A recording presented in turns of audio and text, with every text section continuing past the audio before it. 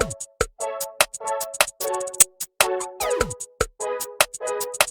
everybody, welcome back to Drug Talk. As always, I'm your host, Garrett Campbell. In today's video, we're going to be discussing a medication known as thioridazine. Its brand name is Mellaril. Now, before I talk about the medication itself, just keep in mind that this channel is for information purposes only and not to be used as a source for recommendations for your personal health care. Now, during this presentation, we'll discuss the mechanism of action or how this medication works, indications or reasons we would prescribe this medication to a patient, followed by contraindications or reasons we would not be able to prescribe thioridazine. We'll then discuss examples of dosing and finish it off with side effects. I'll put together some slides to go over this information, so let's jump right into it. Well, the first thing to discuss here will be the mechanism of action, or how this medication works.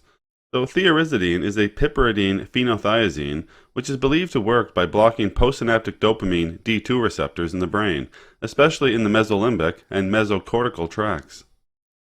In terms of indications or reasons we prescribe this medication to a patient, well, we would often see this medication prescribed in the treatment of schizophrenia when it is refractory.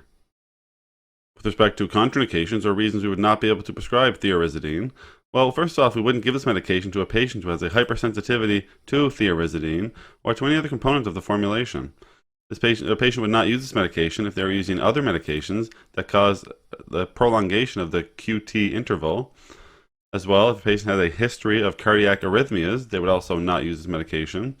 Or if a patient had severe hypertensive or hypotensive heart disease. Finally, if a patient had a genetic defect leading to reduced levels of CYP2D6 activity, they would also not use thioridazine. Now for an example of dosing with thioridazine. So the treatment of schizophrenia, when it is refractory, we may see an initial dose of 50 to 100 milligrams orally 3 times daily.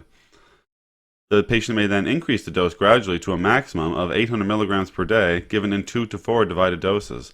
For maintenance therapy, once the effective control of symptoms is achieved, and the patient may gradually reduce the dose to determine the minimum maintenance dose, and the range would usually be 200 to 800 milligrams per day, again given in 2 to 4 divided doses.